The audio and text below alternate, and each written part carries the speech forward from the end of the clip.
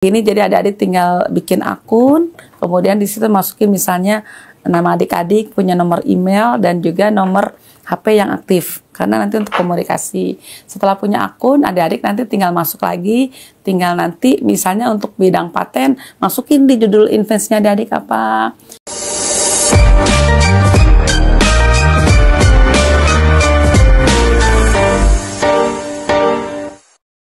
Tiga pilihan kan, dipatenkan, dijual, atau diviralkan. Menurutku dipatenkan pilihan paling aman. Meskipun nanti nggak terkenal, atau mungkin orang lain nggak tahu, ini pilihan pertama yang aman. Kalau kita patenin, terus kita viralin, itu kan lebih aman kan? Nanti kalau ada orang bilang yang viral itu punya kita, ya kita nggak bisa dong, ini udah ada patennya.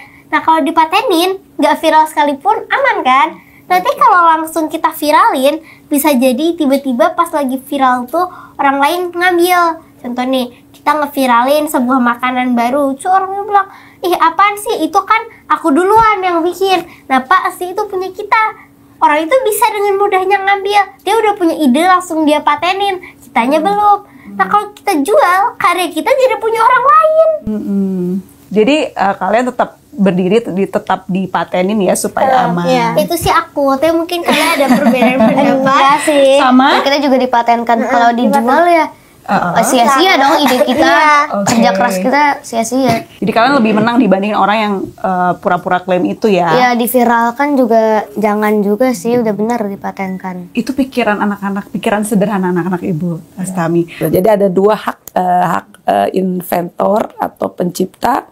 Kemudian ada hak secara ekonomi. Ekonomi tadi, yang pilihan tadi ketiga adik-adik yang tadi bisa dijual tadi. Jadi adanya maaf yang pilihan kedua tadi kan dipatenkan dulu, kemudian yang kedua dijual kepada pihak lain. Jadi nanti ada adik kalau aplikasi ada mau pakai tadi gitu.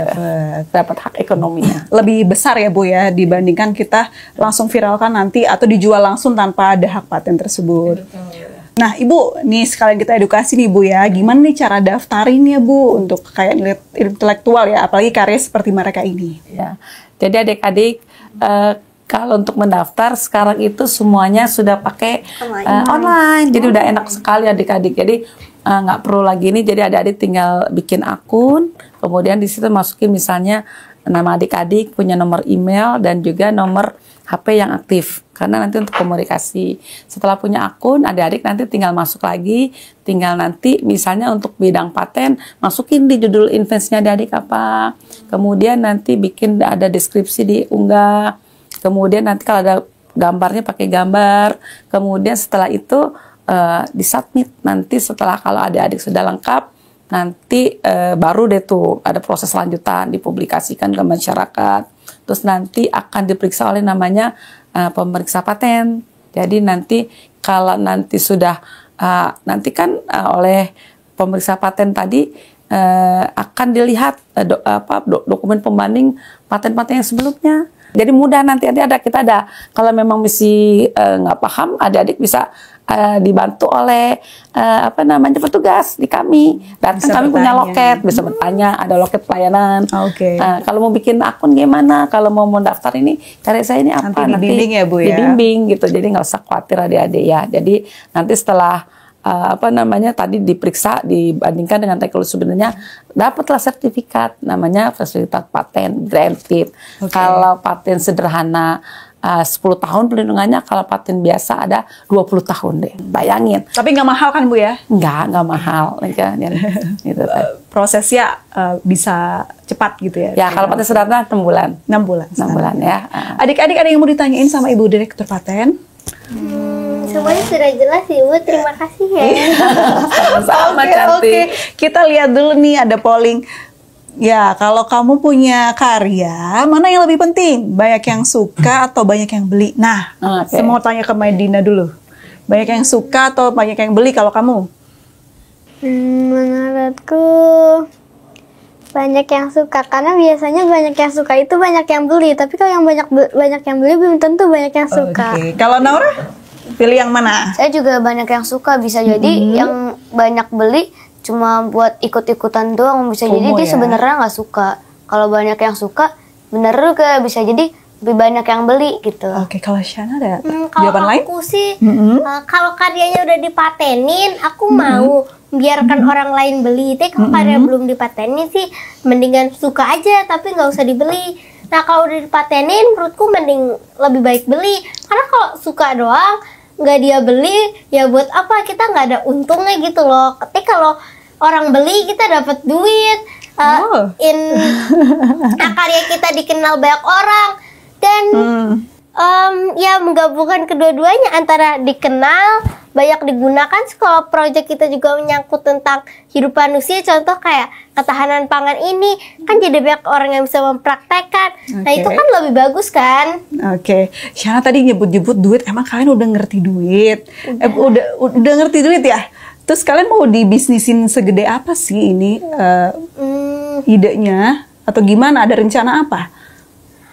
Untuk rencana mengenai duitnya, sebenarnya kami nggak ada rencana ya, karena ya ini kan udah ada pikiran mau dibikinin biar untung nggak sih ini gitu? Ada pikiran itu? Pernah sih, tapi pernah? tapi kalau nggak tahu kalau mereka bertiga gimana. Apa yang di pikirannya Naura apa? Nggak apa-apa, cerita aja. Saya bukan kepikiran mau nanya kalau misalnya nih kita nih aplikasi kita udah masukin ke Play Store. Oke. Itu kalau misalnya banyak yang pakai dikasih duit gak? Harusnya gimana? Kalau kayak game kan kalau banyak yang download juga dapat ya kan? Oh kalian udah mikir gitu ya kalau Naura ya? Kalau Medina ada pikiran gitu nggak sih? Ini ide kita bakalan mau kayak Facebook atau mau kayak Twitter atau kayak game-game yang udah ada gitu? Atau dikembangin jadi game? Iya. Gimana? Kalau Shana belum ada gambaran ya? Kalau aku sih, ya nggak nyari untung-untung banget sih, soalnya kan ini Minum dulu. menyangkut banyak orang gitu loh. Iya, terus? Lagi pula modal kita untuk mulainya kan nggak besar-besar banget, tapi kalau sampai masuk Play Store di download banyak orang, pasti aku happy. Terus ya berarti proyeknya bisa digunakan banyak orang, dan kalau emang bisa download terus dapat duit, ya lebih senang lagi. Iya, bisa bermanfaat buat banyak orang ya. Oke, Ibu lucu banget ya anak-anak. Ibu, kalau misalnya ada teman-teman lain di luar sana, tapi mereka ada keterbatasan untuk support riset mereka, mungkin Ibu, atau mungkin mereka butuh biaya untuk riset juga, perlindungan hukum dan lain-lain. Kira-kira dari Kementerian Direktorat sendiri, ada tidak sih proyek atau upaya untuk melindungi ini atau mungkin menyokong ini gitu? Jadi memang kalau terkait dengan support itu kami selalu support. Jadi artinya contohnya kami memiliki perbedaan biaya untuk yang kategori 1 dari tadi sekolah, perguruan tinggi, lembaga litbang dan UMKM. Jadi itu banyak mendapatkan istilahnya untuk pendaftaran itu harga khusus. Itu juga di setiap perguruan tinggi itu pemerintah juga sudah mulai dari dulu sudah sebenarnya udah lama juga sih dari itu memberikan seperti untuk biaya riset penelitian itu sudah dibantu dari universitas termasuk sampai pendaftarannya itu yang dilakukan oleh pemerintah Republik Indonesia. Jadi jangan khawatir adik-adik berkarya terus ya. Kita termasuk di ASEAN yang terbanyak. Terus untuk kategori middle income countries kita masuk juga 10 besar untuk merek kita. Nah, begitu juga paten, kita juga paten sederhana untuk negara, kan ada beberapa negara kriteria ya. Kalau negara-negara besar kita belum masuk, kan ada Cina, ada Jepang, ada Korea gitu kan. Kita masuk di yang middle income countries. Kategori kita masuk dan kita sudah bisa unggul di situ ya Bu ya. Jadi artinya itu tadi. Jadi artinya kenapa salah satunya kan indikator untuk Global Innovation Index dilihat tadi meningkatnya jumlah permohonan paten tadi gitu. Jadi alhamdulillah usaha kita semua gitu kan, ini bukan DJKI aja, bukan Kementerian Hukum saja, tapi dari perguruan tingginya aktif, dari BRIN, dari semua pihak, Kementerian UMKM dan sebagainya yang support semua itu mendapat istilahnya mensupport kita punya haki supaya kita bisa terus meningkat. Gitu. Berarti dari data tersebut potensi ke depan tentang ekonomi Indonesia, Bu, dari anak-anak yang berkarya ini menurut Ibu besar sekali ya? Besar sekali. Jadi kita memang saat ini masih sedikit, tadi saya katakan paten yang memang didaftarkan dari anak-anak SD seperti ini nih juga masih belum banyak. Mudah-mudahan melalui tadi program-program unggulan kami yang guru KI ke daerah-daerah dan juga ini tadi Talkshow hari ini nantinya akan menginspirasi yang level sekolah dasar ya adik-adik ya. Jadi adik-adik terus jangan berhenti sampai di sini, juga harus terus menciptakan karya-karya yang lain gitu ya. Jangan berhenti. Ibu, kalau misalnya ini dibuat strategi nasional, apakah ada strategi khusus begitu Bu dari kementerian atau dari direktorat Ibu sendiri untuk bisa menyokong jadi ekonomi global ke depannya? Ini kebetulan kami juga di DJKI sedang membuat Grand Design sampai 2035. Kemudian juga yang lain-lain tadinya ini yang kami sedang memapping juga untuk terus kita mengenalkan sistem KI sehingga nanti mereka banyak mendaftarkan juga KI-nya ke kami sehingga karena contohnya negara Jepang itu dulu dia bisa maju ke arah Perang Dunia Kedua, kemudian PMN state bahwa Jepang sadar bahwa tidak memiliki banyak kekayaan alam seperti Indonesia. Indonesia apa aja ada kan? Ada timah, ada emas, ada segala macam. Semua nggak ada di Indonesia. Tapi Jepang sadar bahwa dia nggak memiliki kekayaan. Digenjotnya dia apa? PM-nya statement bahwa ekonomi Jepang berdasarkan invensi, berdasarkan inovasi. Jadi berdasarkan KI tadi. Jadi alhamdulillah mereka tidak punya biji besi impor dari Indonesia dan negara lain, dibikinlah misalnya chip-chip nggak punya itu tadi, artinya harganya lebih mahal buat teknologi tadi ya misalnya. Jadi tidak hanya barang mentah ya Bu, barang mentah, betul. Baik, tadi ada pesan dari Ibu Direktur harus tetap berkarya. Nah, Tante mau ada pertanyaan terakhir buat kalian. Kira-kira tokoh idola yang menginspirasi kalian berkarya selama ini siapa? Mulai dari Medina terlebih.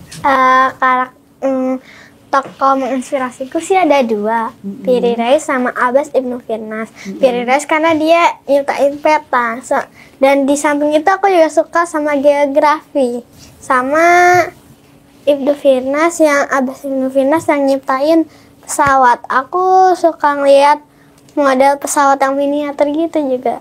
Oke, pasti kamu kartunya suka Dora ya, suka peta. Oke, kalau Syana? Kalau tokoh inspirasional aku mungkin ada dua juga, atau mungkin dalam hidupku masa cuma dua sih tokohnya, itu mungkin ya lagi nggak kepikiran aja. Tapi siapa? Tokoh inspirasional pertamaku adalah Nabi Muhammad SAW. Karena ya beliau adalah orang yang menurutku sempurna, dan maksudku juga peduli terhadap lingkungan sekitarnya. Dan itu kan soft skill yang dibutuhkan ya pada saat ini. Banyak orang udah nggak peduli lagi sama sekitarnya. Nah, itu juga yang jadi awal proyek ini, peduli terhadap sekitarnya. Nah, terus Nabi Muhammad itu kan juga berdakwah untuk kemajuan umat Islam. Nah, itu juga menurutku something yang spesial, bagus banget menurut aku. Yang karena kedua siapa? Oh, belum ya? Oke. Karena ya menurutku menyebarkan sesuatu yang baik untuk kepentingan bersama. Nah, terus yang kedua karena cita-citaku juga ingin menjadi penulis, aku suka banyak penulis seperti Terelie. Menurutku ceritanya seru. Terus ya aku suka sama genrenya. Terus menurutku Terelie itu juga penulis ya. Penulis yang apa? Yang imajinasinya tinggi gitu mungkin menurutku, dan cerita-cerita yang diangkatnya juga menarik gitu, kayak Tsunami. Sudah giliran Naura. Sebenarnya sih seharusnya sih banyak, tapi ya lupa aja. Tapi yang paling suka sih B.J. Habibie. Kenapa? Dia kan jadi pilot? Enggak sih.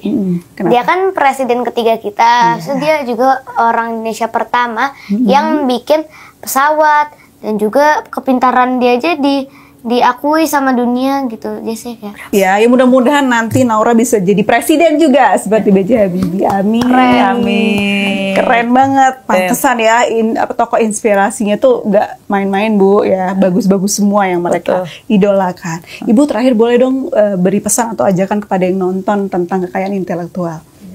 Jadi artinya kita harus terus berkarya. Kadang-kadang kan mungkin kita berpikir bahwa paten itu adalah sesuatu hal yang rumit dengan high teknologi, tapi sebenarnya kita bisa mulai dari hal-hal yang kecil yang ada di sekitar kita. Intinya yang bisa menyelesaikan masalah.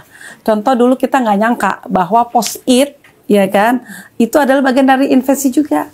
Karena dulu orang kalau mau tempel itu pasti rusak kan.